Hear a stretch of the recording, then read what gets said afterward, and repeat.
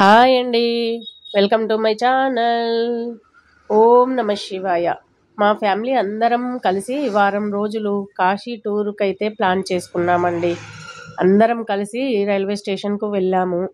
అక్కడ రైలు లేట్ ఉండడంతో మా తోటికోడలు తీసుకొచ్చిన గోరింటాకు తను గ్రైండ్ చేసి తీసుకొచ్చింది.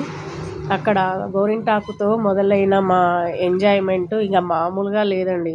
చూస్తే మీరే అమ్మ ఇలా కూడా ఇంత ఎంజాయ్గా జర్నీ చేయొచ్చా అని అనుకుంటారు. ట్రైన్ వచ్చేసరికి అందరము గోరింటాకైతే పెట్టుకున్నాము. ఆ క్లిప్ కూడా చూశారు కదా. ట్రైన్ వచ్చేలోగా మా గోరింటాకంతా పండడం, తీయడం, కడగడం అన్నీ అయిపోయాయి. ఇంకా ట్రైన్ వచ్చింది. అందరము ట్రైన్లోకి ఎక్కేసాము. చూడండి మా క్యూట్ మనవరాలు, తనతోనే వీడియో స్టార్ట్ అయిపోయింది. తన అల్లరి, తన వచ్చిరాని మాటలు, అల్లరి చేతలు, తనతో కూడా చాలా టైం వరకు టైంపాస్ అయ్యింది.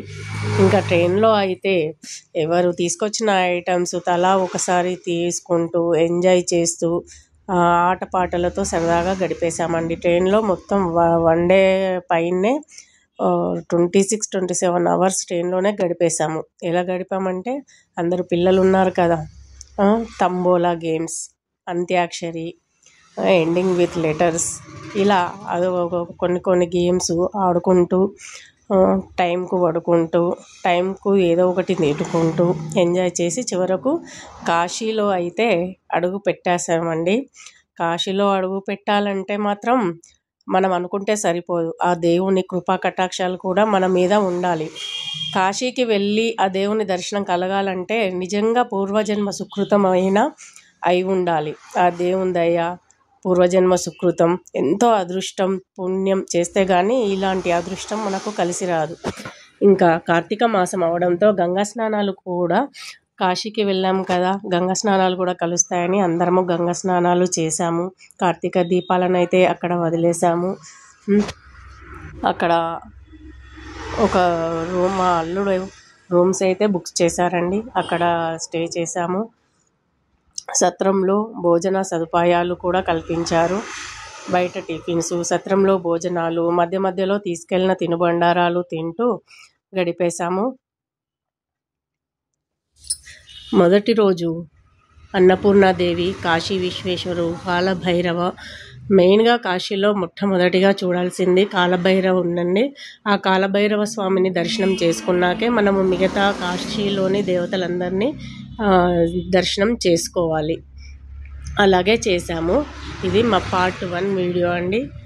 నచ్చితే ఒక లైక్ చేయండి. మొదటిసారి ఇలా వాయిస్ ఓవర్ ఇచ్చైతే వీడియో ట్రై చేశానండి. ఏమైనా ఎక్కువ తక్కువలు ఉంటే మాత్రం అర్థం చేసుకోండి.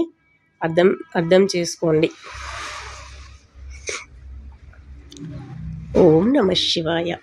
ఇంకా పొద్దున విశ్వేశ్వర స్వామిని, అన్నపూర్ణ, కాలభైరవుని దర్శనం అయిన తర్వాత అదే రోజు సాయంత్రం అయితే ఇంకా అక్కడ చెప్పుకోవాల్సింది ముఖ్యంగా గంగా హారతి మనం ఎక్కడ కూడా చూడలేము కదండి. అంత అద్భుతమైన దృశ్యాన్ని అది చూడాలంటే కూడా చాలా అదృష్టం ఉండాలి. కాబట్టి సాయంత్రం మేమైతే గంగా హారతికి బోటింగ్, చాలామంది ఉంటారు కదా, బోటింగ్లో అయితే బాగా కనిపిస్తుంది అని సాయంత్రం బోటింగ్ చాలా బాగుంటుంది. ఆ దీపాల వెలుగుల్లో కాశీ నగరాన్ని కూడా చాలా ఆస్వాదించవచ్చని బోటింగ్లో అయితే అందరము కలిసి వెళ్ళామండి. బోటింగ్లో గంగామాతను ఆ వెలుతురు కాంతుల్లో, హారతుల కాంతుల్లో చాలా చూడముచ్చటగా, చూస్తుంటే చూడాలన్నంత ఆనందంగా గంగామాత కనపడింది. అలాగే హారతి మాత్రం చూస్తుంటే అబ్బా సుందర దృశ్యాన్ని అయితే మనమైతే మన మనసులో నింపుకొని చూడాల్సిందే అండి. అంత బాగా అనిపించింది హారతి. ఓం నమ శివాయ. ఓం నమ శివాయ.